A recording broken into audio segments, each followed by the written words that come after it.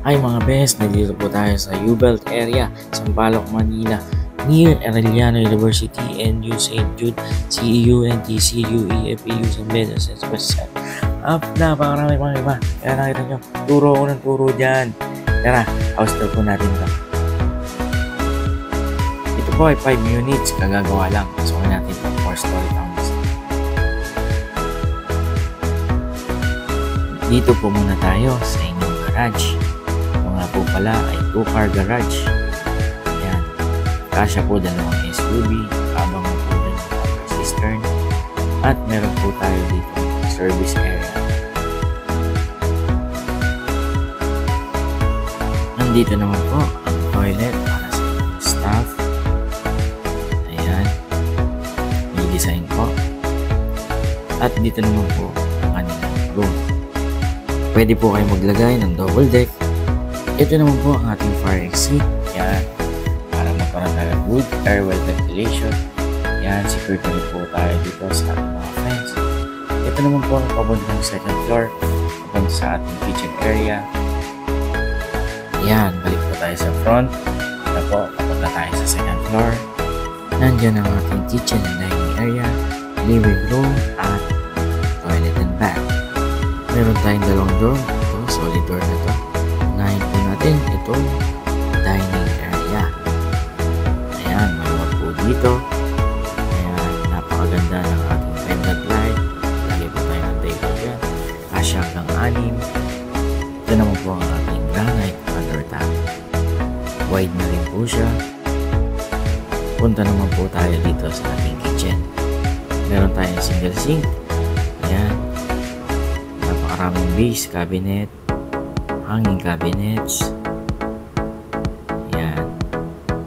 And dito sa kabila, ganun din po. Napakarami rin po cabinet. Yan.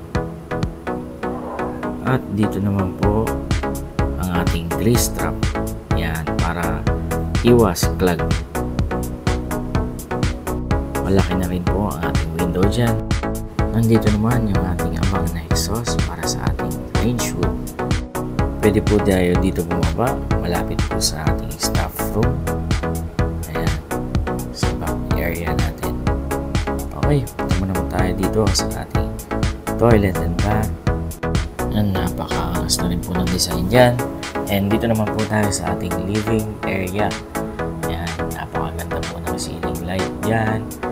At ayan, may mga hog light, may pin lights. Dito naman po tayo sa ating balcony. Napakaluwag na rin po. Dito po, pwede po kayo maglagay ng plants na mas mataas. Dito po, may window na rin para mas maliwalas yung ating room, mas mahangin. Third floor po naman po tayo. Unahin natin ito nasa kanan. Our bedroom 1. Napakalawa na ito para sa ating second. Pwede ko maglagay ng TV dyan. Floor to ceiling cabinets. Meron na rin itong vanity.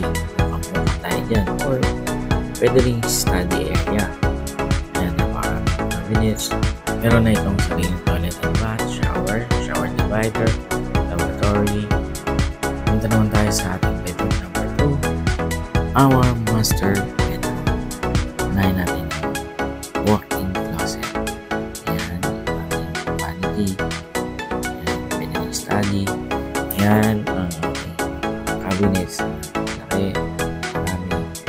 May sarili toilet and bath, may shower enclosure, vanity, sink, and dito naman tayo sa ating almost floor to ceiling na window. Ayan, napakahangin dito. Ayan, kasya po dito ang king size. Punta naman po tayo sa ating 4th floor. Tara. May design din ang ating hallway. Unahin natin ang master bed. Ayan, napakaluwag po dito. Ayan, maliwalas. Meron na rin pong toilet and bath, shower enclosure, toilet bowl. Ayan, may vanity, sink. At ito po napakaluwag na balcony. Sarap muni-muni. Pwede ka rin maglagay ng table and chairs niya na maliit. Bedroom number 4, our last bedroom. May abang na aircon, window type. Pares din po ito ng 3rd floor. Meron din mga cabinet, floor to ceiling, vanity. Ang kaibahan lang nito, ito ay may balcony sa ating likuran. Yan, na rin po. May sarili din pong toilet and bath. Same lang po nung nasa 3rd floor. Alright, that's it for today. For inquiries and viewing and for other units available, message nyo lang po. Salamat!